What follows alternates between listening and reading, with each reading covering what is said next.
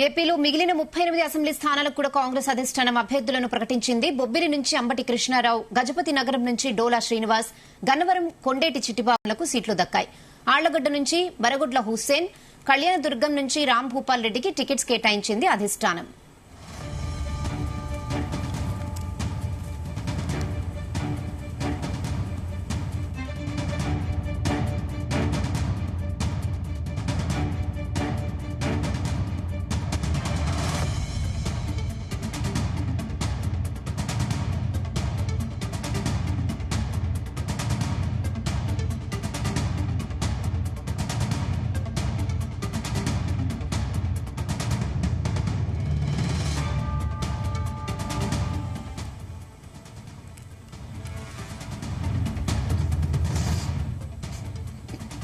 ఏపీలో మిగిలిన 38 అసెంబ్లీ స్థానాలకు కూడా కాంగ్రెస్ అధిష్టానం అభ్యర్థులను ప్రకటించింది. బొబ్బిలి నుంచి అంబటి కృష్ణారావు, గజపతి నగరం నుంచి డోలా శ్రీనివాస్, గన్నవరం నుంచి కొండేటి చిట్టిబాబు, చీరాలలో ఇటీవల కాంగ్రెస్ లో చేరిన ఆమంచి కృష్ణమోహన్లకు సీట్లు దక్కాయి.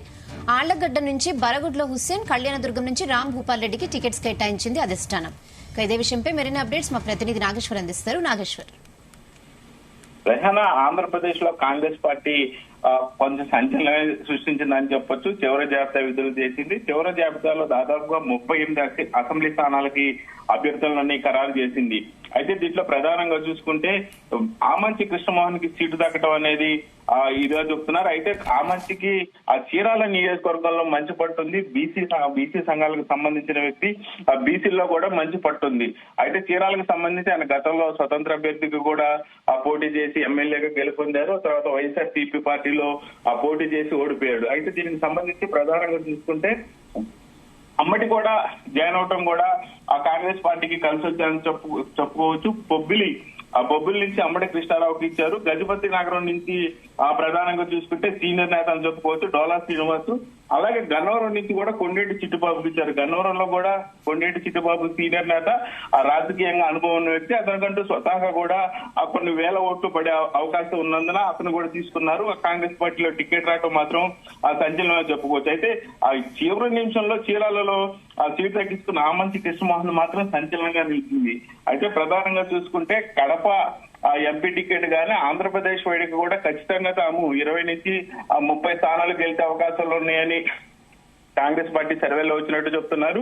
అయితే ఏదేమైనా చివరి నిమిషంలో ప్రకటించిన ఈ 38 అసెంబ్లీ స్థానాల్లో కూడా ముఖ్యులు 5గురు కూడా ప్రకటించడం, ఆ ముఖ్యుల్లో ఖచ్చితంగా గెలిచే అవకాశాలు వీళ్ళు వైసీపీ నుంచి పోటీ చేసిన, టీడీపీ పార్టీ నుంచి పోటీ చేసిన ఆ గెలిచే అభ్యర్థుల లిస్ట్ లో ఉండే వాళ్ళు ప్రముఖులు వీళ్ళను కూడా ప్రకటించడం అనేది కొంచెం సంచలనంగా మారింది. అయితే దీని పట్ల కాంగ్రెస్ పార్టీ మాత్రం ఆంధ్రప్రదేశ్ లో మరింత ఊపు పెంచిందని చెప్పుకోవాలి.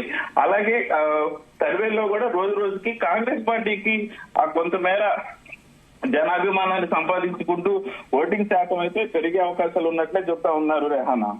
Okay Nageshwar, thanks for the updates.